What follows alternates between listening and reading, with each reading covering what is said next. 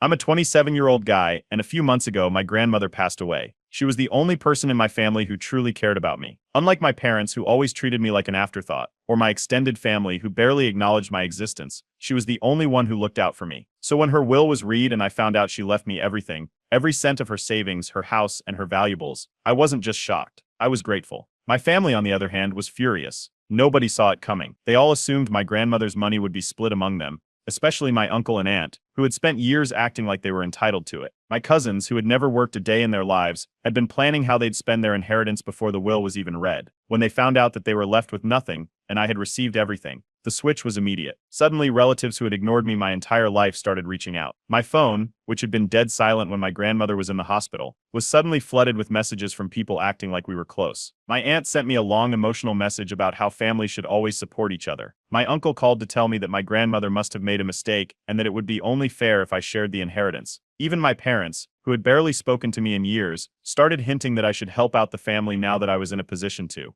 I wasn't stupid. The first thing I did was start securing my finances. I moved most of the money into a separate account with added security measures, met with a financial advisor, and began taking legal steps to prevent unauthorized access. However, I underestimated how far my uncle was willing to go. He still managed to access a portion of the funds before I had everything locked down. I also had the house transferred to my name and made sure it was legally protected from any claims. When my uncle and aunt invited me over for dinner, I already knew what was coming. They played nice at first, asking about my job, pretending to care about my life. Then, the conversation shifted. My uncle, a former financial advisor, started telling me how investing in family was the best decision I could make. My aunt chimed in, talking about how my cousins were struggling and how I could make things right by giving them a share. I shut it down immediately. I told them I wasn't giving out handouts, and they didn't take it well. The entire mood shifted. My aunt looked at me like I had personally insulted her, and my uncle got this cold, calculating look in his eyes. After that, the messages stopped. The calls ended. It was like they had given up. I thought they had finally accepted it and moved on.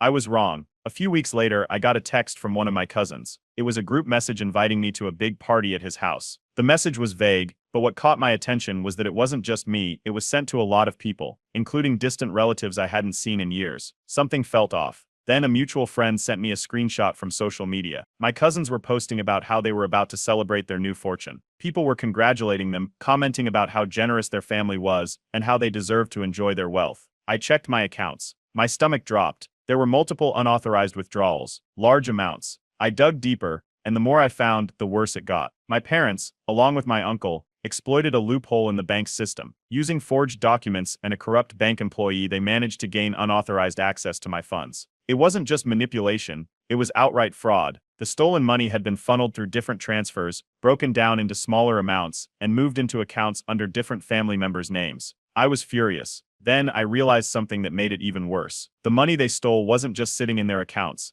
It had already been spent on the party. They had used my money to fund an extravagant event, expensive alcohol, catering, decorations, even plane tickets for relatives to fly in. It had all been paid for using what they stole from me. They were throwing a celebration using my inheritance, the one thing my grandmother had left me, and they hadn't even bothered to hide it. I wasn't going to let this slide. I contacted the authorities. I got a lawyer. I gathered every piece of evidence I had. Then I made a decision. I was going to that party, but not as a guest. The house was packed. Music blasted from giant speakers, and a crowd of people spilled out onto the lawn, laughing, drinking, celebrating. Strangers clinked expensive glasses together while my cousins stood at the center of it all, basking in the attention. The decorations, the catered food, the high-end liquor, it all had my money written all over it. I walked straight through the front door. Nobody stopped me. Most of them didn't even know who I was. Then my cousins saw me. Their smiles froze, their laughter cut short. One of them nudged the other, eyes darting toward my uncle, who had been standing by the bar, holding a drink like he owned the place. My aunt perched nearby, glanced at me and immediately turned away, her fingers tightening around her glass. Guilt was written all over their faces. I didn't stop. I headed straight for them, pushing past a few clueless partygoers. My uncle turned just as I reached him, his expression shifting from irritation to forced politeness, like he was hoping I wouldn't make a scene. I didn't give him the chance. I demanded to know where the money came from. My voice cut through the noise, and a few people nearby turned to watch. My cousin, the one who had sent me the party invitation, stammered something about a family contribution, waving a hand like it was nothing. His attempt at a casual lie fell flat. I didn't buy it, neither did anyone else. The room started to quiet as more people noticed. Conversations slowed, heads turned. The music was still blaring, but it felt distant now. I raised my voice. I told everyone in the room that this party, the drinks in their hands, the food they were eating, the ridiculous decorations, it was all paid for with stolen money. My money. Silence. Someone near the speaker fumbled with their phone, and the music abruptly cut. The murmuring started immediately. Guests exchanged looks, some of them already backing away like they wanted no part in this. A few people started whispering, realizing that they had been celebrating with stolen wealth. My uncle let out a forced laugh, lifting his hands like this was all a misunderstanding. He tried to spin it, saying something about family taking care of family, about how my grandmother would have wanted everyone to share. His voice was steady, but I could see the sweat forming on his forehead. I didn't let him finish. I pulled out my phone, right there, in front of everyone.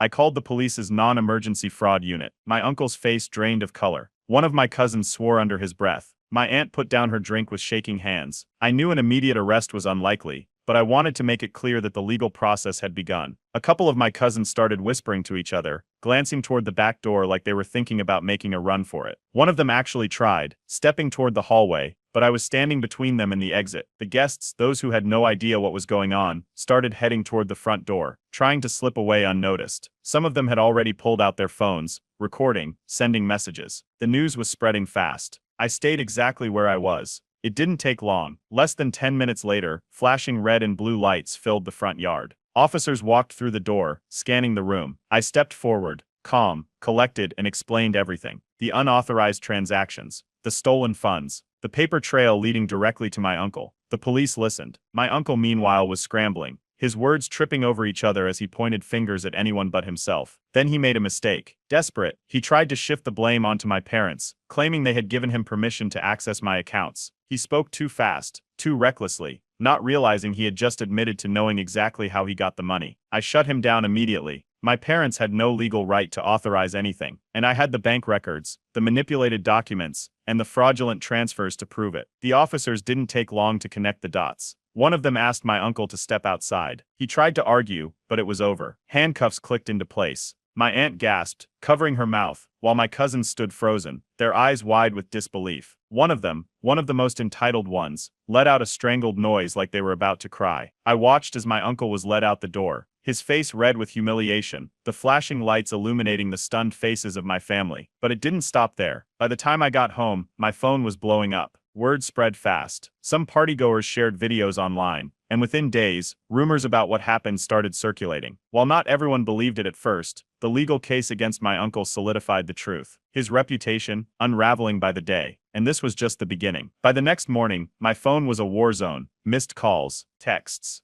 voicemails. Family members I hadn't heard from in years were suddenly desperate to reach me. Some were begging, some were furious. The messages came in waves. Aunts and uncles claiming I had overreacted, and that I should fix this before it's too late. Cousins cursing me out, accusing me of ruining the family over a little money. Even people who weren't directly involved suddenly had an opinion. I ignored all of them. Then my parents called. They had been mostly quiet, but now they were worried about how this was affecting the family's reputation. They tried to convince me to let it go, not because they believed my uncle was innocent, but because they didn't want to deal with the shame of having a convicted fraud in the family. They threw out phrases like family is complicated, and this will cause drama for years. I didn't argue. I didn't need to. The decision was already made. Meanwhile, my cousins were in freefall. The stolen money was gone, blown on the party, expensive clothes, and whatever luxuries they had splurged on in the weeks leading up to this. My uncle had always been the financial safety net for them, but with him now facing criminal charges, that safety net was gone. The reality was setting in. There was no more free ride. My lawyer contacted me that afternoon. He had already started moving forward with both criminal and civil lawsuits. Winning the case meant getting my money back.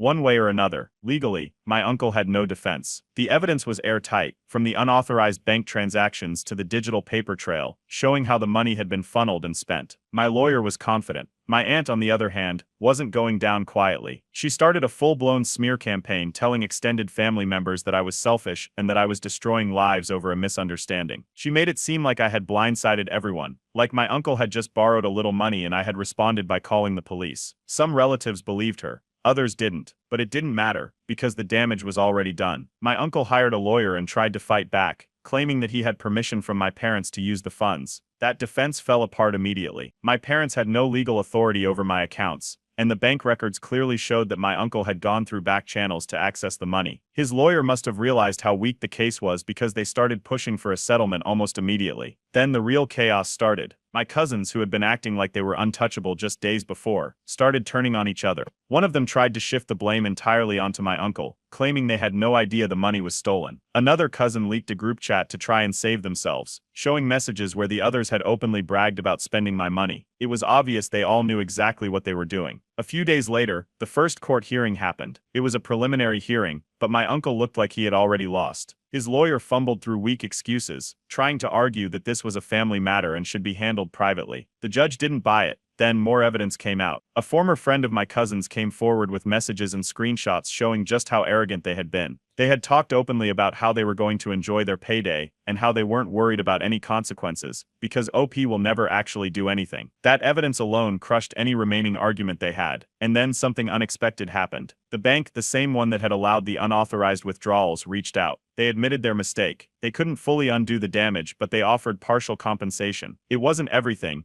but it was something. As the case moved forward, the family started splitting. Some relatives sided with me, seeing my uncle and cousins for what they really were. Others refused to acknowledge what happened and acted like I was the villain. I didn't waste time trying to change their minds. The professional fallout was swift. My uncle, who had worked as a financial consultant, was fired. His company couldn't afford to be associated with fraud. His reputation, something he had spent decades building, was gone in an instant. Then, two of my cousins showed up at my house. I didn't let them in. I didn't even ask why they were there. One of them tried to talk through the door, saying they just wanted to explain. I shut that down immediately and told them they were wasting their time. After a few minutes, they gave up. I blocked them. Now, with the case moving fast, my lawyer was already preparing for the final steps. My uncle was out of options. My cousins had thrown each other under the bus. The money was gone, their reputations were in ruins, and the fallout wasn't even over yet. But one thing was clear. These people were never my family. I was just a paycheck to them, and now they were paying the price. After months of legal battles, the first court hearing finally arrived. I walked in prepared, my lawyer by my side, while my uncle and his lawyer looked far less confident. His attorney tried to spin the case as a misunderstanding, arguing that my uncle had simply mismanaged funds and never intended to steal. My lawyer shut that down immediately, laying out the evidence: unauthorized bank transfers, clear financial records, and digital trails proving my uncle had deliberately accessed and spent my money without consent. Then came my cousin's defense. They sat in the courtroom looking uncomfortable, avoiding eye contact. When asked about their role, they claimed they had no idea the money was stolen. According to them, they thought my uncle had simply been generous and wanted to help them enjoy life. That might have worked if I hadn't already submitted the leaked group chat. The judge reviewed the messages. My cousins had openly bragged about spending OP's money and joked about me not being able to do anything about it. The judge wasn't impressed. The court ruled in my favor, granting a temporary order freezing any remaining stolen assets. My uncle could no longer touch any of the funds, and any attempts to move them would be flagged immediately. That was the first major blow. Meanwhile, the internet wasn't letting my cousins off the hook. After the party, they had been flaunting their new fortune online, showing off expensive purchases and vacations. Now that the truth was out, people were calling them out in the comments. Mutual friends started dragging them, and within a day, their social media accounts were wiped. No more posts, no more updates, just silence. Then my uncle tried to settle. His lawyer reached out, offering me a fraction of the stolen amount in exchange for dropping the case. It wasn't even close to what was taken. He was desperate to avoid a full trial, probably hoping to salvage what little was left of his reputation. I refused.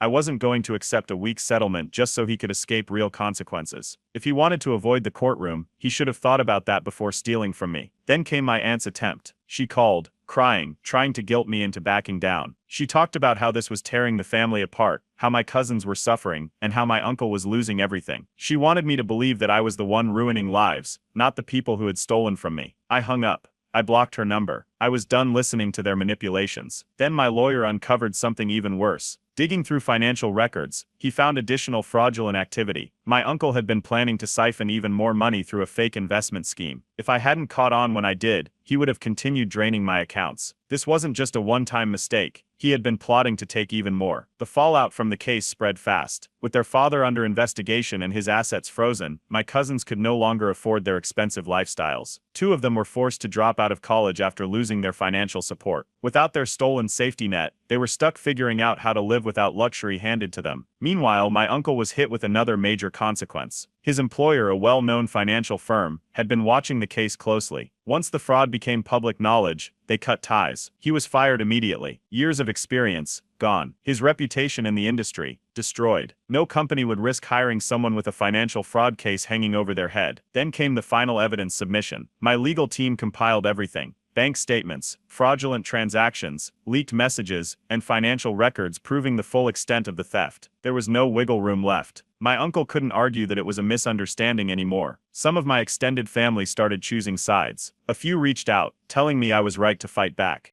Others, however, still clung to the idea that I had gone too far by making this a legal battle. They weren't mad at my uncle for stealing. They were mad at me for not letting it slide. I ignored them. The trial date was set. My lawyer was confident. At this point, it wasn't just about getting my money back. It was about making sure my uncle faced real consequences, making sure my cousins understood that actions had repercussions, and making sure none of them could ever do this to anyone again. The cracks in my family weren't just showing anymore. They were splitting wide open. My cousins, who had been inseparable when they were spending my stolen money, were now tearing each other apart. They blamed one another for getting caught, each insisting they were just following along and had no real part in it. One cousin claimed they had no idea the money was stolen, while another argued that they were only involved because someone else convinced them it was fine. It was a full-on meltdown, and I wasn't even involved. Meanwhile, my uncle's defense completely collapsed. His lawyer, probably realizing that this case was a sinking ship, withdrew. Without legal representation, my uncle was left scrambling, trying to find someone else who would take him on. But no one wanted to defend a fraud case with evidence as airtight as mine. Then, the bank provided even more records. New financial statements came through, confirming additional unauthorized transactions. The records didn't just prove theft, they showed intent. My uncle had gone out of his way to bypass legal barriers and ensure that I wouldn't notice what was happening until it was too late. He wasn't just borrowing money, he had planned it, executed it, and then spent it as if it was his own. My aunt didn't handle the pressure well. At a family gathering, she finally broke. She snapped, screaming in front of everyone that I was destroying the family. Her voice was loud enough that someone recorded the entire thing and sent it around in private group chats. I didn't even have to do anything. The family that had once defended them started seeing the truth for themselves. Then, the biggest lie from my cousins was exposed. A former friend of theirs leaked screenshots of messages that completely destroyed their claim of we had no idea. The messages showed them openly mocking me for not noticing the stolen money sooner. They laughed about how they were using my inheritance to live it up, talking about how easy it was to get away with things when you acted confident enough. That was the final straw for a lot of people. Then, the story went public. A local news outlet picked up the case. They didn't name me, but they reported on my uncle, a former financial consultant, being charged with fraud after stealing from a family member's inheritance. His name was plastered all over the internet. His face was on the news. People in his professional circles saw it, and there was no coming back from that. Then I got another call from my lawyer. My uncle was trying to run. He had been making arrangements to leave the state, probably hoping to dodge legal consequences. Luckily, my lawyer acted fast. He filed paperwork preventing my uncle from fleeing while the case was still active. The authorities were notified, and just like that, any chance of him skipping out on his problems was gone. Meanwhile, my cousins were drowning in debt. Without their father's financial support, the lifestyle they had taken for granted was crumbling. Their reckless spending had caught up with them. Credit card companies and collection agencies were coming after them. The cars they had flashed online, repossessed. The expensive clothes and gadgets, worthless when they couldn't afford basic necessities. Then, one of them tried to reach out. My oldest cousin sent a long drawn-out message, pretending to be remorseful. He called it a big misunderstanding and asked if we could talk things out. He didn't apologize for what he did. He just wanted to fix things because he had lost everything. I ignored it. Then, something unexpected happened. I got a call from my grandmother's best friend. She had been one of the few people in my life who actually cared about me outside of my grandmother. She told me she had been following what was happening and that she was proud of me for standing up for myself. It wasn't much, but it meant something. Then, the final nail in my uncle's personal life hit. My aunt, who had been so vocal about blaming me, filed for separation. She had finally reached her breaking point. Maybe it was the financial ruin, maybe it was the humiliation, or maybe she just couldn't stand being tied to a sinking ship anymore. Whatever the reason, she was done. Then, my extended family tried one last time to pretend everything was normal. They organized a gathering, acting as if the past few months hadn't been a disaster. People showed up, made small talk, and ignored the fact that half the family wasn't speaking to each other anymore. I didn't go. I didn't need to pretend things were fine. Then, my parents called again. They begged me to drop the case for the sake of the family. They wanted peace, but only if it meant I had to be the one to let go. They didn't care about what had been stolen. They just wanted everything to go back to the way it was. I told them that if they kept pushing, I would cut contact with them too. They didn't argue after that. Now, the trial was approaching fast. The case was locked in, and my lawyer had everything ready. This wasn't just about getting my money back anymore. This was about making sure none of them could ever do this to anyone again. The court ruling came down faster than expected. The judge reviewed the evidence, took one look at my uncle's failed defense, and ruled in my favor. My uncle was ordered to repay the full amount he had stolen, plus damages and legal fees. There were no loopholes left for him to escape through. It was over. Then came the real fallout. My uncle had always been arrogant when it came to money. He truly believed he could outmaneuver me, thinking that I would back down under family pressure. But when he realized I wasn't playing his game, his arrogance quickly turned into desperation. A motion was immediately filed to enforce the ruling. His remaining accounts were frozen. Any assets he still had were now at risk of being seized. Then, my cousins lost their home. The house they had been living in, partially funded with the money my uncle stole from me, was repossessed. They had no savings, no backup plan, and no safety net anymore. For the first time in their lives, they had to face reality without someone else bailing them out. My uncle made one last desperate attempt to delay the inevitable. He filed a request to postpone payments, hoping to buy himself time. It didn't work. The court rejected it, and the collection process moved forward. His accounts were emptied, and whatever assets could be liquidated were taken. Then, my aunt officially filed for divorce. She had been hanging on, but once it became clear that my uncle had no way out, she cut ties for good. She wanted nothing to do with the wreckage he had caused. The woman who once screamed about how I was destroying the family was now making sure her name was nowhere near his legal mess. My cousins, who had once flaunted their new fortune online, went silent. They didn't reach out, didn't try to apologize. Instead, they acted like I didn't exist. They couldn't face admitting they had been wrong, so they just pretended the entire thing never happened. Then, my uncle reached out one last time. It was a weak, pathetic attempt at guilt tripping. He sent a long message talking about how I had ruined his life and how he had nothing left. He wanted me to stop pushing for repayment, as if he hadn't spent months trying to avoid responsibility for what he did. I blocked him, permanently. At this point, there was no one left in my family that I still spoke to, except my parents, and they were still as clueless as ever. They weren't happy about the court ruling. Instead of being glad I got justice, they were disappointed in me for being heartless. They still wanted me to forgive and forget, as if this was some minor family dispute, instead of outright fraud. I told them that they should have protected me from the start. They had let it happen. They stood by while I was stolen from, and only spoke up when it was too late. I was done explaining myself. With the case finally over, I secured my inheritance for good. Every financial safeguard was in place. No one could touch my money again. My uncle's downfall became public record. Any future employer who ran a background check would see his fraud case staring back at them. His reputation was permanently ruined, just like his career. Then, something unexpected happened. A distant cousin, someone who had never been directly involved in the mess, reached out. They wanted to apologize.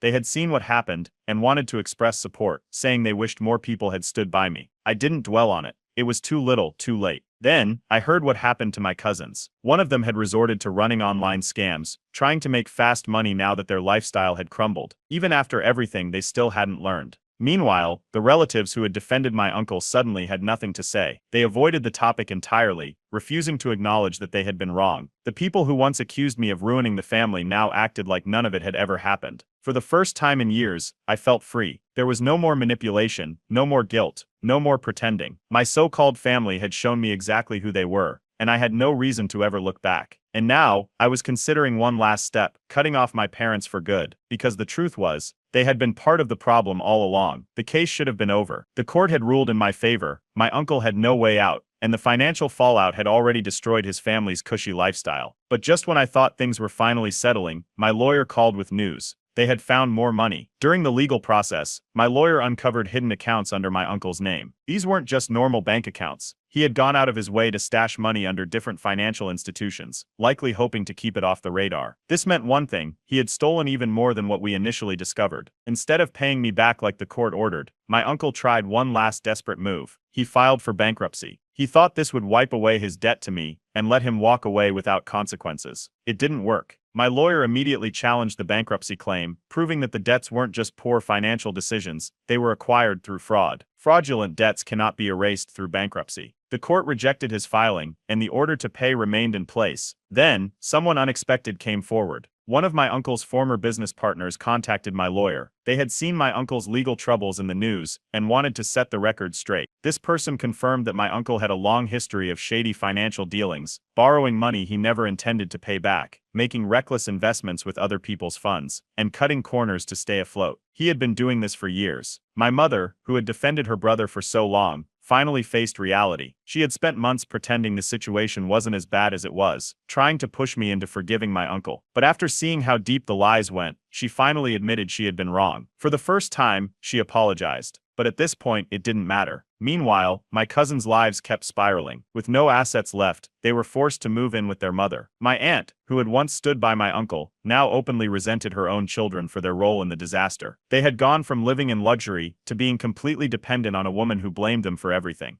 At first, my aunt stood by my uncle, defending him at every turn. But as the trial progressed, and she saw the overwhelming evidence against him, she started to panic. When she realized that staying loyal to him meant financial and social ruin, she cut ties and turned on him in court. She provided statements confirming that he had stolen the money knowingly, that he had hidden assets, and that he had spent months covering his tracks. Her testimony further sealed his fate. Then came the final ruling. With the new evidence in place, the judge reaffirmed the financial judgment. My uncle was ordered to pay back every stolen dollar, plus damages and additional penalties for hiding funds. It was a complete legal defeat. Then, everything got worse for him. Authorities had been investigating his financial records beyond just my case. Once they found the additional fraud, they charged him with financial crimes unrelated to my inheritance. His shady dealings had finally caught up to him. He was taken into custody. His children, who had spent their lives avoiding consequences, immediately went into panic mode. They tried to reach out to me again, this time claiming their father had tricked them and that they had no idea what was really going on. I ignored them. They had made their choices. They had spent months mocking me, flaunting the stolen money, and treating me like I was the problem. Now that reality had hit, they wanted an easy way out. I wasn't going to give it to them. Then, my father finally did something I didn't expect. After everything, he cut off his brother completely. He stopped making excuses, stopped pretending that things could be repaired. It had taken him too long to see the truth. But once my uncle was arrested, he finally accepted that there was no coming back from this. My uncle's reputation was destroyed. The story of his fraud had spread far and wide. No business would ever trust him again. His name had become synonymous with financial crime. Then, one of my cousins completely lost it. They had been staying quiet, but now, they posted a long angry rant online, blaming me for ruining their lives. They called me selfish, accused me of turning family against each other, and painted themselves as victims. It backfired. People called them out immediately. Mutual friends reminded them how they had flaunted stolen money. Strangers mocked them for their entitlement. Instead of getting sympathy, they became a joke. And that's when I realized something. Justice had been served. The people who tried to take everything from me had lost everything themselves. There was only one thing left to do. I needed to cut off the rest of them for good. I cut them off. Every toxic cousin, every manipulative aunt, and every relative who had defended them, I blocked them all. No explanations. No second chances. They would never be able to contact me again. Then, my parents called. They wanted to know if I was serious about cutting off the family for good. They weren't yelling. Not this time. There was hesitation in their voices, like they finally understood that this was real. They asked if I really wanted to sever ties permanently, if I was sure there was no going back. I told them the truth. There was nothing left to save. I secured everything. My inheritance, my assets, my financial future, it was all locked down. I had made sure that no one could ever touch my money again. I wasn't just recovering from what they did to me. I was making sure nothing like this could ever happen in my life again. Then, my uncle's sentencing came. The judge officially handed down the punishment. He was sentenced for fraud and theft, and there was no appeal that could save him. His downfall was complete. Then, I heard about my cousins. The ones who had laughed while spending my money were now barely scraping by. They were working low-wage jobs, struggling to adjust to a life where things weren't just handed to them. The designer clothes, the luxury lifestyle, the entitled attitudes. It was all useless now. No one cared who they used to be. Then, my aunt tried to reconnect. She sent a message, acting like she had been a victim in all of this. She claimed she had just been caught in the middle and never meant for any of this to happen. I didn't respond. Then, the extended family started reaching out. The same relatives who had once defended my uncle, who had called me selfish and told me to drop the case, were now realizing they had been lied to. They saw the truth, what he had done, how deep the fraud went, how much they had been manipulated. Some of them tried to apologize, acting like they had always been on my side. I didn't care. Then, my cousins made one last attempt. They sent me a message, begging for financial help. They had nothing left, they said. They were struggling. They just needed a little support to get back on their feet. I deleted it without reading the rest. Then, something changed with my mother. She had spent so long trying to hold on to the idea that things could be fixed, that family could come back together. But now, she finally admitted it. Our family had always been toxic. She accepted that things were beyond repair. Then, my uncle's final humiliation arrived. His former business contacts severed all ties. Any remaining hope he had of rebuilding his reputation was gone. No one wanted to be associated with a convicted fraud. His name was permanently tarnished. Then, my cousins disappeared. They deleted their social media, wiped away the fake life they had once flaunted. Without their stolen money, they had nothing left to show off. No one cared about them anymore. Then, I finally felt it. A huge weight lifted from my shoulders. For the first time in years I felt free. No more guilt tripping, no more manipulation, no more feeling like I owed people something just because we shared blood. I was done with them. Then, I booked a vacation. Just a small part of my inheritance, used for something my grandmother would have wanted for me. A chance to enjoy my life. No drama, no stress, no family weighing me down. Then, I made one final rule. I would allow limited contact with my parents, but with one condition: they would never mention their side of the family again. If they ever did, I would be gone. For good. Months passed. Life moved on. The chaos that had once consumed everything started to fade into the background. My inheritance was secure. My future was mine, and my so-called family had been erased from my life. Then, a letter arrived. It was from prison. My uncle. The letter was long, filled with pathetic pleas and weak apologies. He claimed he had seen the error of his ways, that prison had given him time to reflect. He begged for forgiveness, talked about family, and even tried to guilt me by bringing up my grandmother. It was obvious what he wanted. Sympathy. Maybe even a lifeline. I didn't even finish reading it. I tore it up and threw it away. Then, my cousins made one last attempt. They couldn't reach me directly anymore, so they tried going through an old friend. The message was predictable. Lies about how they had changed. Claims that they were just kids when they stole from me. And empty words about wanting to make things right. I ensured they were blocked permanently. Then, I heard about my aunt. Divorced. Struggling. She had lost everything in the legal battle. And without my uncle's money, she was barely staying afloat. Mutual contacts mentioned that she had been reaching out to people, trying to find financial help,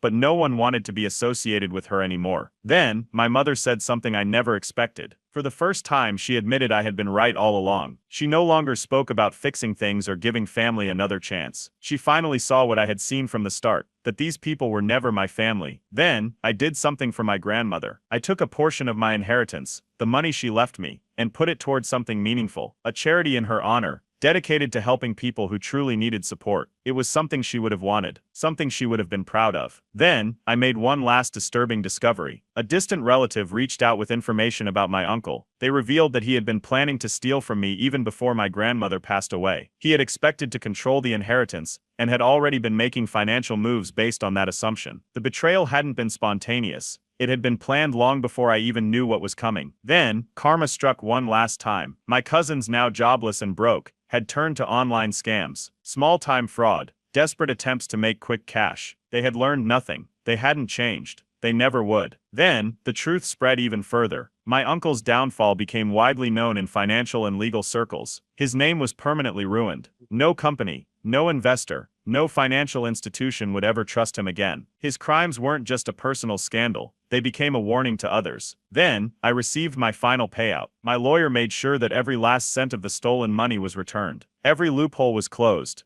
Every legal option exhausted. My uncle had tried everything to avoid accountability, and he had lost at every turn. Then, I focused on the people who truly mattered. For the first time, I saw clearly who my real support system was. The friends who stood by me. The people who never asked for anything but gave everything in return. The ones who had been family all along, even if we weren't related by blood. Then, I took one final step. I legally changed my last name. My uncle's legacy, my family's disgrace, it was no longer attached to me. My identity was mine, separate from the people who had tried to destroy me. Then, my parents brought up my uncle one last time. I shut the conversation down. Permanently. Then, I bought my first home. A place that was mine. A place my grandmother would have wanted for me. No strings. No guilt. No toxic family waiting to take it away. Just a new beginning. Then, I reflected on everything. I lost a family that never cared about me. But in doing so, I gained everything I truly needed. And I never looked back.